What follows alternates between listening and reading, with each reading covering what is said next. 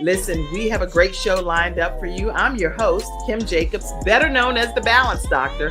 And all of our guests that come on, they're either people that have overcome some tremendous odds in their own lives as they balance this thing called life, or they're experts and they're here to share tips and strategies that will help you better balance and manage your life.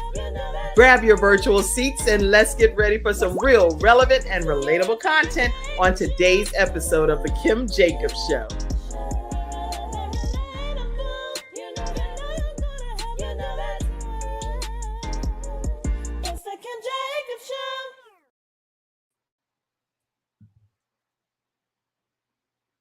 Hello, everyone. Welcome to this episode of The Kim Jacobs Show. I hope that you all are ready to get in your virtual seats and have a great experience. I'm so excited to have you all here today with us. And I'm excited to have you, Robin. How are you today? I'm doing well. Thank you so much for having me. Thank you so much for being here today. Listen, I want everyone to go ahead and grab your virtual seats, share the broadcast, let people know that we are here on our episode and we are excited about you all being here. Share the broadcast and let them know that today's topic is nothing short of amazing. This woman has overcome some tremendous odds. And when we talk about how people balance their aspects of life, their roles, their responsibilities, and what they've had to endure to become who they are today. And Robin Wilson has a story to tell. So I cannot wait for you all to go ahead and tag your friends and invite people to tune into this episode as we talk about how to go from being a stroke survivor thriver to now a business stationery owner thriver. And here to tell her story is Robin Wilson. Robin, glad to have you today. I'm glad to be here. I'm looking forward to our conversation. And what in a nutshell, what can people expect? I know we're going to take a commercial break, but I'd love for people to hear from your perspective what they can expect to hear on today's episode. Well, I look forward to encouraging the listening audience. If someone has had to overcome health challenges, what they can expect to hear is how I overcame health challenges to become a successful business owner. And I also look forward to sharing with them some tips and strategies for starting a stationery business. Okay. And stationary. That's very niche down and very specific. So I'm interested in hearing your philosophy on that and why. So we're going to take a quick commercial break. We'll be right back right after this break. My father had 4 of his fingers amputated in a workplace accident. It was the first injured individual I represented. And I knew I had to win that case. When someone walks into my office and they've been injured, I know what they're going through. If you've been injured at work with Hunter and Everett. We've got the experience, so let us help you.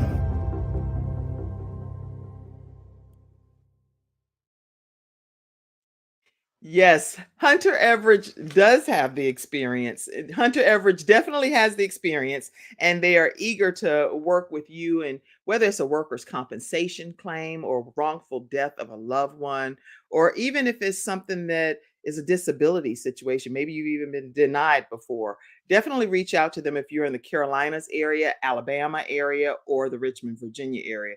You can call them at 704-457-5000. Again, 704-457-5000. All right, Robin, just take us back because we need to know kind of people don't walk around thinking that, oh, a stroke's getting ready to happen to me anytime soon. You're just living your, I'm sure, your everyday life. What take us back over some of your life's journey, what things were like even prior to the stroke, and then what kind of happened. Can you hear me? Yes, I can hear you. Yes. Okay. I said, take us back, if you will, and just tell us some of your backstory and what life was like for you, even just prior to having a stroke, and giving us an idea of what life was like for you. Absolutely. Well, again, I'm So glad to be here with you today. I'm originally from Inkster, Michigan, which is about 30 Oh, minutes outside of Detroit. okay. And yes, and I'm a proud graduate of the University of Michigan Dearborn, and I am a wife. I'm married to my husband, Kari. We've been married now for 11 years. And I am not only a stationery business owner, but I'm also a teacher. So before I started my stationery company, and even before I had my stroke, I taught in the elementary school grades in DPSCD, which stands for Detroit Public Community School District. And so I have a passion for people. And that's one thing that I think that really makes being a stationary business owner an ideal path for me, because it's about not only having a heart of gratitude, but also it's about helping other people show gratitude as well. And that's what I do. So that's just a little bit about me. Yeah, so as far as you being in elementary school teaching and then transitioning to entrepreneurship, that's its own that's two totally different dynamics in life. So you go from one extreme to another, and what kind of made you decide that's going to be the case for you in your journey? In my journey.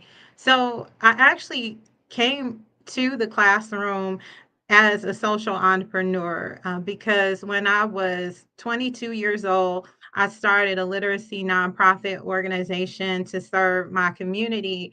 And then I transitioned into a leadership role with the Boys and Girls Club of South Oakland County here in Michigan, where I served as an education director for 3 years before transitioning out of that role. So I actually had some business experience before I entered the elementary school classroom from a social entrepreneur background.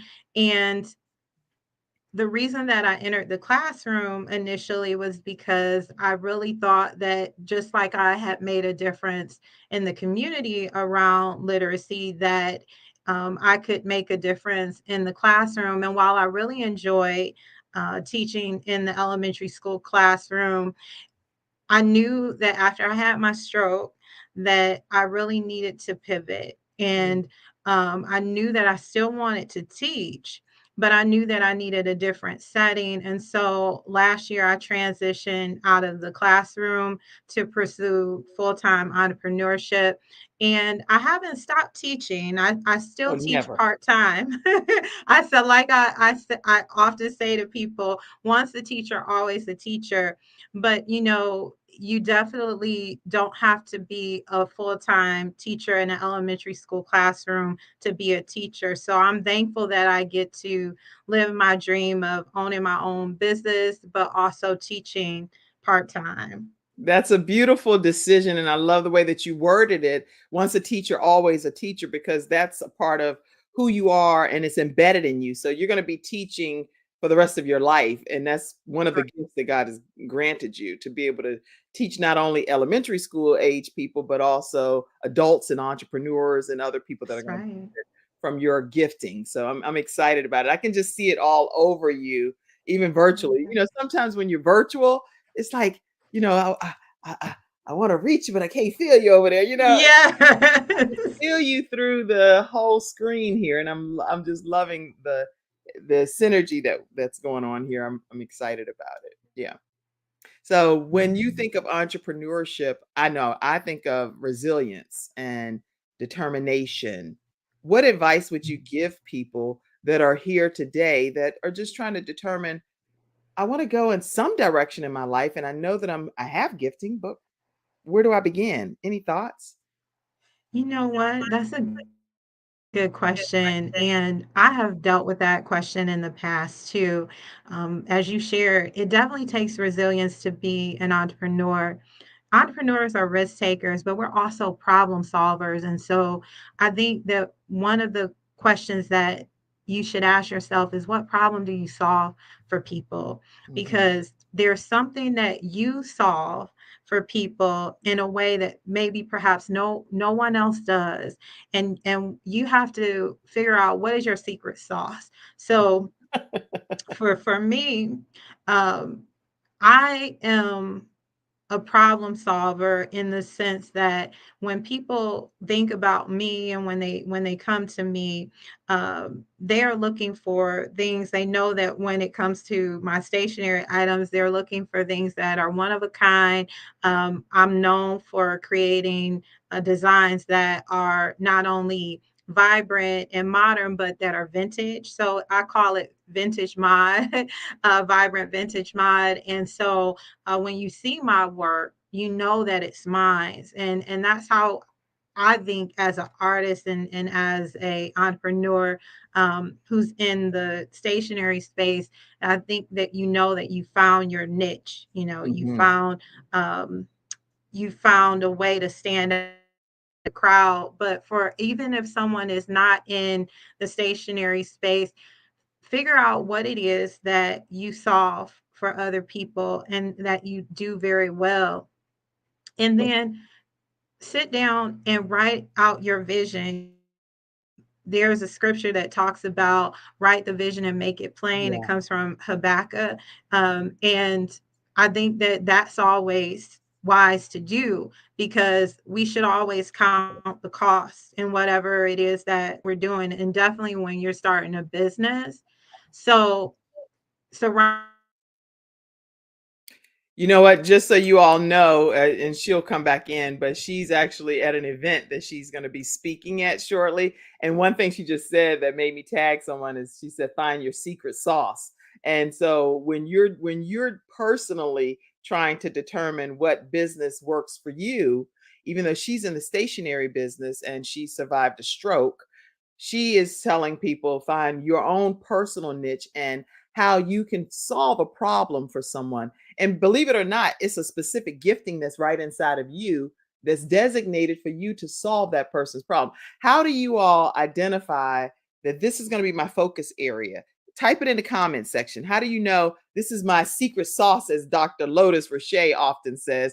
If you don't know Dr. Lotus Roche, you definitely want to get over there with Dr. Lotus Roche and be able to ignite some passion in your life, because she does the Dr. Lotus Roche Ignites show. She also does news you can use, books that boom. If you're interested in being a guest on a show, definitely go check out Dr. Lotus Roche, and she will take care of you over there and put you on one of her platforms. They're all global.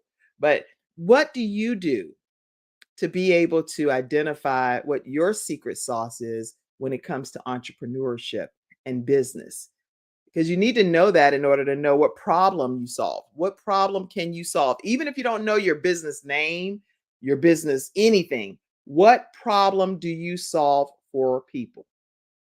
One of the problems that I know I solve for people is I have a program where I teach people how to start their own virtual shows from scratch. And I do it in a way that's universal. You have your video component that you can stream to multiple platforms. I help you with your auto distribution platforms where you stream to places where everyone's pretty much listening on their downloadable devices, electronic devices. Then I also help you where you package it and you sign contracts with companies that stream it to multiple countries.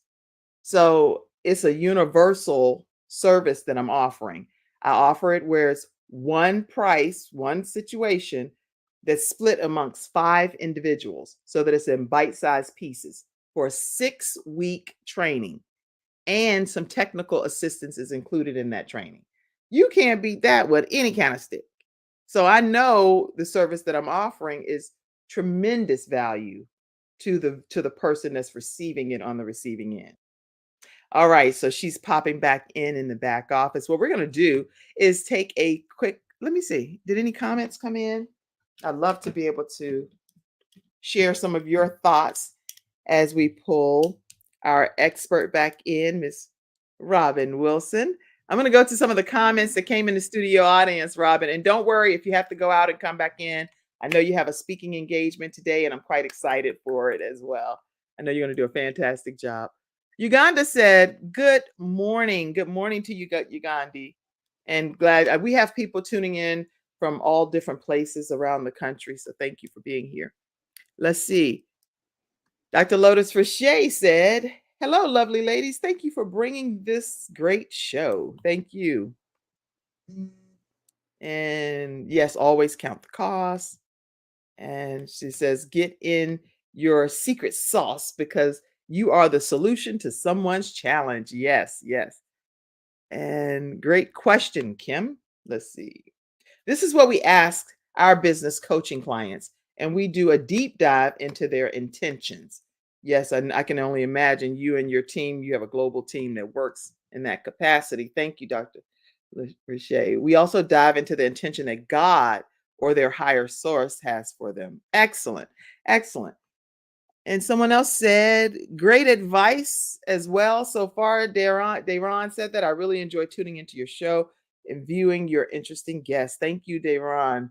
Dayron is the author of 101 Things That You Should Know About Jail. Definitely want to get that book, okay? And I see you're tuning in from sunny San Diego. All right. Glad to have you here today. Listen, we're going to take a quick commercial break and we'll come right back with Robin Wilson, who's back in the studio audience. We'll be right back.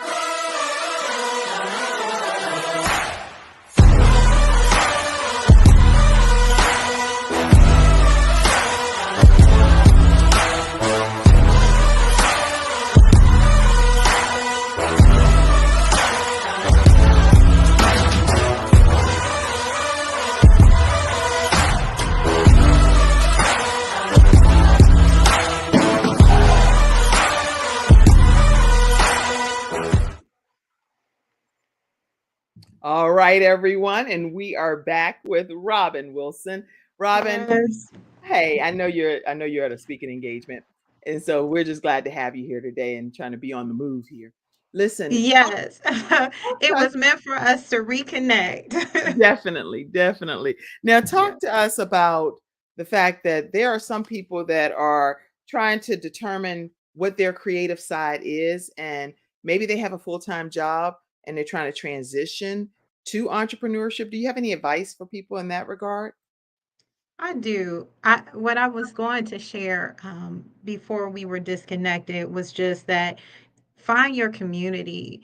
You know what? It takes a community to build a business, Yes. and not only your customers, but it also takes people supporting you in various ways. And so there are several different programs in the Metro Detroit area here that includes Tech Town. I have a business coach through Tech Town. There is the Metro Detroit Black Business Alliance, which I'm currently in the Capital Connect cohort number 7. So, for those of you who are listening who live in the Metro Detroit area specifically, those are some resources locally that you can tap into. And even if you are not in the Metro Detroit area, learn about your business and entrepreneurial ecosystem in your city. Yeah. Reach out to your local chambers of commerce and ask them for referrals to different business owners who you might be able to support and who may be able to possibly mentor you, because having that strong community around you will help you not only to grow your business, but it will help you to grow as a professional and as an entrepreneur. I love that advice. And so finding your community, making sure that you check with your local chamber of commerce, no matter where you are in the country, if you have access to those resources, making sure that you tap into them and just having a conversation with how you can, what can we do to better each other? It doesn't That's have to be right. that only what am I going to get from this, but what are we going to do to collaborate and make this a better experience for both of us in our different business ventures. And so I love That's that. I right. love that. I love that feedback. Now, you personally endured a stroke, and I want to make sure I share from the CDC that strokes, according to the CDC, and I'll put that link in the comment section. More than 795,000 people in the United States alone have a stroke annually. That's huge amount of Huge. people. And about 610,000 of those are first or new stroke victims. That's So right. these are not just, oh, this is just happening and reoccurring so much. It's actually happening for the first time, and it is causing significant either death. 1 in 6 actually, according to the statistics, die That's right. when they have the stroke. And the That's right. cost associated with dealing with stroke related incidents in this particular article was $56.5 billion at that time of this release of this article. That That's right. is staggering numbers. So when you experienced your stroke, Robin, take us back to that time. Again, I was still teaching in the classroom. It was the middle of the pandemic, where the pandemic had originally really started when we entered the pandemic. So I was teaching online at the time, and I had just put my laptop away. It was really late at night. It was almost midnight, and Mm, I told my husband, who had already laid down for the evening. I told him that I was going to turn in for the evening because I knew that I was getting ready to get up in the morning to teach online. And right when I laid my head down, I knew that something was different. Now, I did not. It was like I wasn't able to hear myself speaking initially, but my husband, he said, "What?" twice, and I thought he didn't hear me, but he did hear me. I wasn't making any sense. And the reason that I wasn't making any sense was because my expressive speech, it was impaired at that point, and I still wasn't making the connection that it could be a stroke, because my husband, I think he thought that it could be a stroke, because he immediately asked me, "Can you feel my touch? Can you smile for me?" So mm, he walked me through those steps, and I could do all of those things. It was just that my expressive speech was impaired. And so thank God he kept me through yeah. the night, because not knowing that I had a stroke, I begged my husband to just let me rest, because I was tired, and I thought that I just needed to rest. I thought that if Mm, I just slept and woke up in the morning, I would be okay. But I wasn't, because my speech still had not fully returned. And I managed to let my supervisor, my principal, know that I would not be able to teach online. And my husband took me to the University of Michigan Hospital, and that's where my doctors are. And so mm, they ran tests because of some of my previous health history. They just wanted to make sure that they were ruling out everything. And I'm so grateful that they did, mm. I because am too. looking at me, aside from the impairment in my expressive speech, I was just, you would not know that I had had a stroke, but the testing revealed that I very much did have a stroke, and that a blood clot had traveled to my brain. And but by the grace of God, I did not Wow. pass away, because they were able to see the blood clot on the imagery. When they ran the scans, they saw it, but within 48 hours, my speech had returned, and within a week and a half, I was able to return to work. Wow. And so the symptoms that you were having, you didn't even have any symptoms that you knew of. They were unbeknownst to you. That's right. It was just the expressive speech. My expressive speech was impaired. And if I had, I think that if I had been thinking more clearly, Mhm. again, I think that probably was related to having had the stroke. But if I had been thinking more clearly, I probably would have been thinking like my husband was. I think he thought that it could be a stroke before I did. Right. And when we think about strokes, we often think about someone not being able to walk or facial drooping, and Mhm. that can be a part of it, Right. very Yeah. much. But you do not have to have those symptoms to be having a stroke. Well, you could even be, I wonder, having some of those symptoms but thinking is, oh, I'm tired or I'm That's tingly, right. or you, because I know I don't think, I don't want to claim any symptoms ever, and I don't That's believe in that right. ever. So I let's don't blame you. keep that away from this body. Yeah.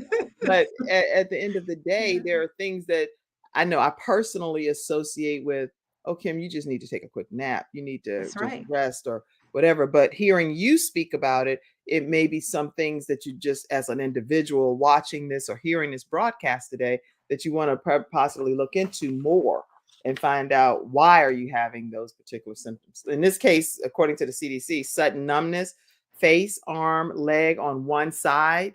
If you're having any of that, keep in mind that that could be symptoms of a stroke. Sudden confusion, trouble seeing, trouble walking, severe headache for no known reason. You don't typically have headaches. These are things that you really should consider calling 911. And I wrote some of those down from the CDC. Uh, That's right. but in your case, you made it through. How was it? Was your journey back to recovery? When I've talked to individuals about returning to work just one weekend, a week and a half after being released from the hospital, Mm, um, I'm often met with these stares because it's like, how could you do that? mm, And, in retrospect, maybe I should have taken more time for myself. But to be quite honest with you, at that time, it actually was reassuring for me to be able to return to teaching online because it gave me a sense of normalcy. And I think when you talk to anyone who has had a stroke, I think most people at one point or the other they come to a point where they do fully accept what they've just experienced, so they process it. mhm, But there's also this part of you that wants to return to the way that your life was before you had a stroke, because you're looking for that sense of normalcy. And for me, that was reassuring for me to be able to return to teaching online. good. My scholars were very important to me, so I wanted to teach. And I did not share with my colleagues until the end of that school year that I had had a stroke. My principal knew, Right. but she left it up to me and whether or not to disclose that to anyone else, for obvious reasons. But, when I even told my colleagues about me having had a stroke, they were shocked. And some of them even cried when we were on the virtual meeting call because they didn't know. And I think it was scary to hear. I think Mhm, that's maybe what triggered some tears from some of my colleagues. And but I let them know that I was doing just fine. And I only give praise to God for bringing me through that, because there was a time where I had to process my emotions on mhm, a deep level, because you do reach a point when you do allow yourself to become still enough where it really hits you. It's like, wait a minute, I do need to slow down a little bit, mhm. because I've just gone through this hard thing and I just kept going. And so I did experience that. It was somewhat delayed, like the crying is what I'm referring to, was delayed, but I did that privately. So no one really knew, Yeah. that I was processing it on a deep emotional level several months afterwards. But you know what? Um, God is faithful. I also had a really great counselor that I saw. And that's another thing that I would just encourage those who are listening, that if you or someone has experienced a stroke, it is absolutely okay to seek counseling, because whether or not you are viewing it as a major event in your life, that is a major event. And I think for those who may be like me, I am a fighter in the sense that um, if I can keep pushing and if I can keep going, I want to live. I love my life and I love God, and so I'm a fighter. So I'm like, if I can keep going, I'm going to keep going. But sometimes it's okay to pause, to That- rest, and to say, you know what, I need a moment for myself. And I took that time for myself. And I'm glad you did, and encouraging other people too as well. And sometimes when I hear people like that are survivors or thrivers like yourself, they link it back directly to rest, relaxation, different things like that. I'm wondering, and I don't know the answer, that's why I'm asking. Why is it that that is the piece that you lean back on, that could have been the problem, or the the problem that caused the situation? Is it because you already knew you were doing too much, to just doing the most, and you already knew something was going to pop off? What, Yeah. tell us what your theory is in that. So, I do think that leading up to getting my diagnoses, my doctors they initially thought that it actually had something to do with my heart because individuals who are born, I will be 40 next year, so I was 1 week shy of my 37th birthday when I had my stroke, and I was the vegan. I worked out at the gym every day. I was Mhm. proactive about my health. So I'm sharing that to say I'm not a smoker.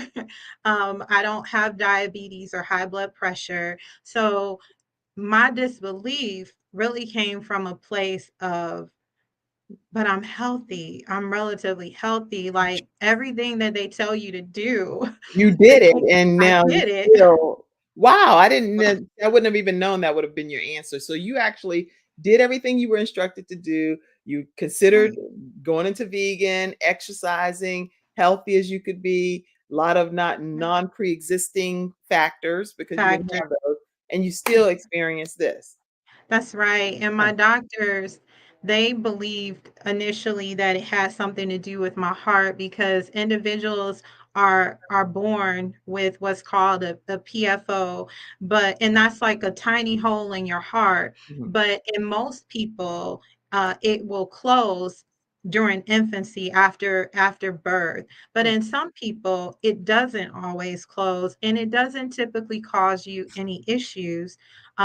But in some individuals like myself, it can come to light that you have a PFO if you experience something like a stroke that causes, especially when you're as young as I was when I had my stroke, and they then go in and do the imaging and then they see the PFO. But in my case, they told me that they saw the PFO, they did an echocardiogram with the bubble testing. And Okay. so that's where they they look at your heart and they see if there's the bubble, if it goes through what looks like a hole in the imagery that they're taking, then Wow. they think, or from what they see, that there's a hole in your heart. So they sent me to a cardiologist, and I did consult with a cardiologist, and he also thought that it would be best for me to get the hole closed. And I have a history of DVT. So for those of you who are listening who may not be aware of what DVT is where if you've had a blood clotting event, I did. When I first married, 3 months after I married, I developed blood clots in both of my legs and my abdomen. So Mm. from that point on, I have been on blood thinners. And that also really surprised my doctors because having a blood clot develop and travel to my brain while I'm on blood thinners was also concerning to my doctor. So they ran the test Mm. and then they went in to do the surgery. And when they went in to do the surgery to close the hole, then they said, "Well, we don't see it." And so they really don't know, and I know that's a lot, but they really are not quite sure. And all I can say is that I'm thankful that God kept me and that He has allowed me to be able to do all of the things that I feel purpose to do.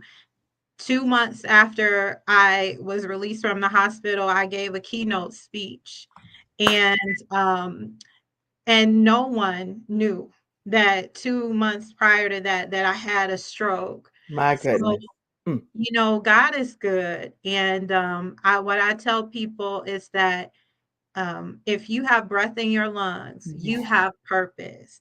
And I have breath in my lungs, and my life still has purpose. And just because I had to pivot from teaching in the classroom full time, my life is still full and I'm Mhm. still thriving. That's good. That's so good. If you have breath in your lungs, you may have to pivot, but you still are thriving. And you're Yeah. thriving specifically in a specific kind of business. I want to pop this up because I know that during any type of recovery, even during the capturing of the moment to say something is wrong, is somebody that plays a key factor in that. So just Yeah. tell me who this is. Yes, this is my Boaz. This is my husband, Kari. And his name is Kenyan and it means king, and he very much is kingly. He watches out for us. He cares for me, and I'm so thankful to have him. A lot of things that we've been through, some couples couldn't make it through, and even this past year that I've been doing my, business, like he's been really supportive of me. He was supportive of me transitioning out of my role as a full-time teacher. And so that meant that he shouldered a lot more responsibility, but he's been there with me, so I'm grateful. I'm so grateful as well. I have a few other pictures too because I want to make sure we get a chance to talk through some of this. What is this? Yes, this is my first children's book that was originally published in 2009, and then the second edition was published in 2021. It's called Mama Got Rhythm, Daddy Got Rhyme, and it's illustrated by Mario Moore. And for those of you who may not be familiar with Mario Moore, you definitely need to check out his artwork. He this was his first illustrated work that he did, and he completed it while he was still a student at the College of Creative Studies in Detroit, but now he's gone on. His art is all over the world, and he's just really grown as an artist. And so his work is amazing. And I encourage you to purchase the book for the holidays. It's available at Barnes and Noble. You can order it online, or you can also order it on Amazon. It's available at Walmart too. So those are just a couple of places where you will be able to find it. And I'm proud to say that next year I actually have a second children's book that will be published, and it's called Jazzabit, an original jazz alphabet. And it's yes, and it's actually going to be the first time that my work has been translated into another language. So last year, before I transitioned out of the classroom, I was awarded a United States Fulbright Hayes GPA Brazil Fellowship, and I went with 10 other professionals, 10 other teachers from Michigan and Florida to Brazil for 1 month to do research. And I created a bilingual curriculum while I was there. I worked on creating a bilingual curriculum that's now being used by DPSCD. And when I was there, I also became connected to the arts community in Brazil, specifically in Salvador, Bahia. And we studied Portuguese before we left for our month stay there. So I had an opportunity to connect with different artists in the creative space. And out of that, not only was I able to do my research, but the relationship that I developed with my now publisher came about from that. So next year in July, I'm returning to Salvador Bahia for the release of my second children's book, Jazzabet, an original jazz alphabet, and it's being published in Portuguese and in English. It's a bilingual text, and I'm so excited. I'm so excited for you, and that's such great news. And what a tremendous accomplishment to be able to have it translated into different languages. So keep up the That's great right. work. I see a couple of more images back here I want to pop up for you. Let's see. What is this? Yes, that's our VC Lane Goods weekender bag. I actually have one here with me. It's right next to me. I use it wherever I go. I actually use it as a purse, and I always get so many compliments It's on it. gorgeous. It's gorgeous. Thank you. It's actually an original art design, abstract art design of my own, and it's available online at vclanegoods.com. Let me And put that so, up here. Let me see. So VC Lanes is your website. VC, Well, I see info vclanesgoods.com. VC that's right. VESEY for the audio podcast listeners is VESEYLANES goods.com. Okay. Yes, so it's vclanegoods.com, and you can order it Is there an there. S And or a no? Is there's there no S on lanes, so oh, it's let me take that off. Hold on. no, no, no, no. You have it right on the screen. It's VC Lane Goods. It's an S on the end of goods, but just not an S on the end of lanes. Okay, yeah, let's correct that. I don't have that correct. So that way people get to you properly. It's VCVESEYLANE Yeah, goods.com. Yeah. that's right. Correct. And it's one of our best sellers. And so it's my abstract artwork in print. And that's one of the things that I do within my business. I create the original designs for my goods. So I'm not only a literary artist, but I'm also an abstract and collage artist. And the work that you had on the screen, yes, that is called Queen Elizabeth's Christmas, and it is a Christmas card that is framed. And what you see is actual leather. I use actual leather, and I adhere it to the card, and I use vintage images in the design. And this is from last year's greeting card line, but we brought it back this year because it was really popular, and it was one of our best sellers. And what I started to do is to frame some of the designs that I make, because when I would ask customers, well, who are you giving your card to, and who are you going to send it to? And they would say, sometimes they would say, oh, I'm not sending this to anyone. I'm going to keep it for myself, and I'm going to frame it. And Right. so then I started saying, okay. And it gave me the idea to start not only selling my cards individually, but also selling them in frames too. I love that. So you're actually putting the card in a frame and you're also sending the cards so that people can send them out for real. And we That's can get right. that at vclanegoods.com. That's right. That's right. And we also offer several different services to businesses and community organizations. So, for example, we have a service that we provide to bed and breakfasts, where if you want a special gift to give to your guests, you can hire us to design a custom branded greeting card. Also, our anniversary cards are really popular with bed and breakfasts. If you're in the Detroit area, you can go to the Inn on Ferry Street, which is on Ferry Street in Detroit. And with your stay, if you and your special loved one have an anniversary, all you have to do is just let them know that you have an anniversary, and it comes with your room. Oh, It comes with your stay. And so and I make them by unbelievable. hand. Unbelievable. Now, if you're listening to this and you're in one of the 100 countries and 350 million households, that you won't probably be in Detroit right now, but it's okay. If you're right in the Detroit, Michigan area, then definitely do what Robin is saying.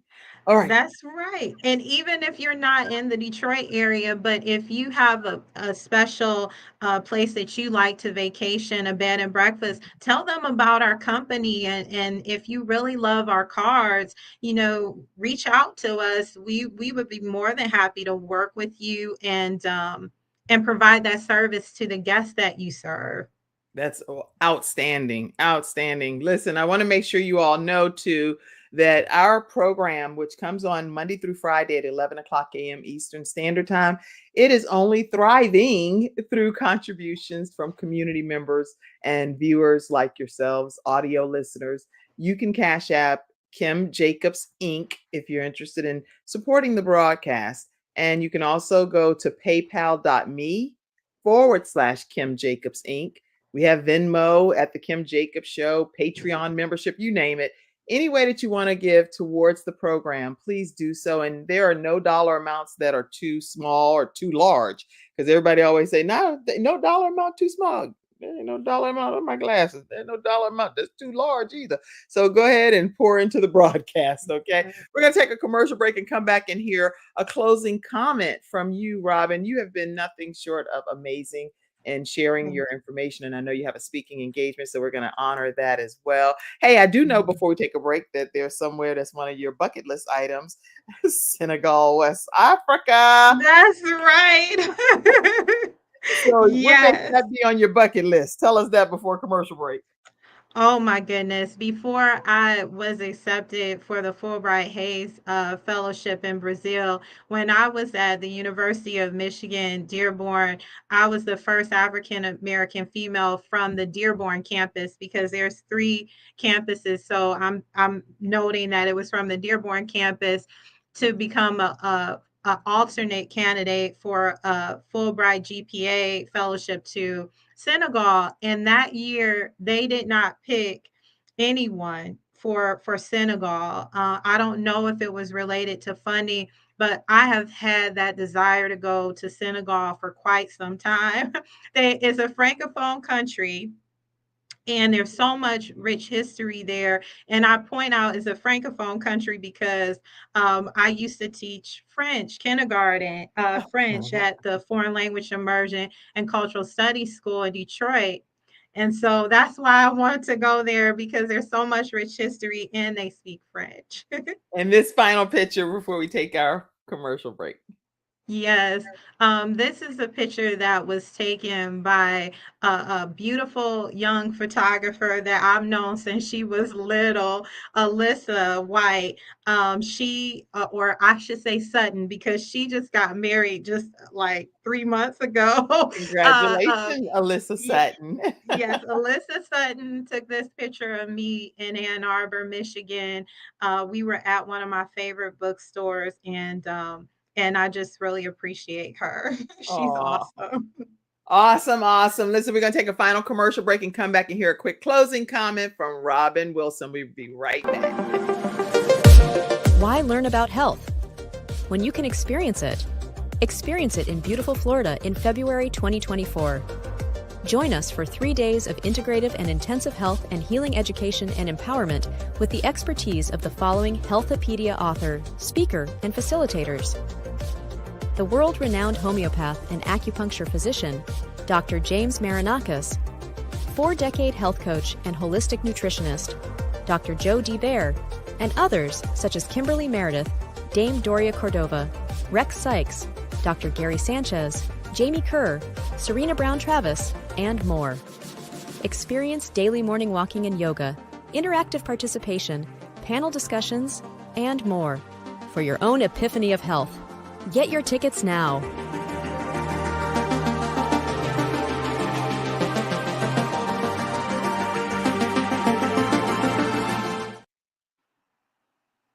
All right. We are back and we're going to get a closing comment. Make sure you reach out to Dr. Joe D. Bear about this Healthopedia event that's happening, 1-800-820-0584, or you can visit drjod.com to learn more about this epic, pretty much retreat is what's happening, and a getaway that's going to change your life.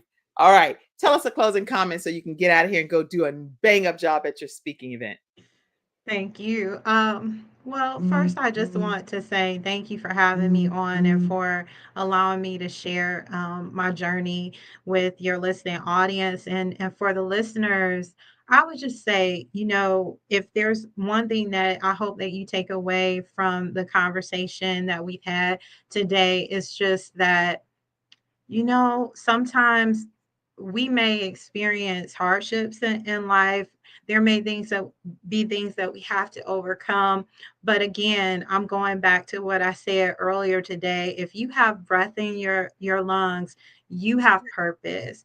And so beyond achieving wealth or success, find your purpose, make the most of your dash, because we all have a time that we come into this world, and we have a time that we will leave, and we don't know when that time will be. So make the most of your dash, and if you have breath in your lungs, you have purpose.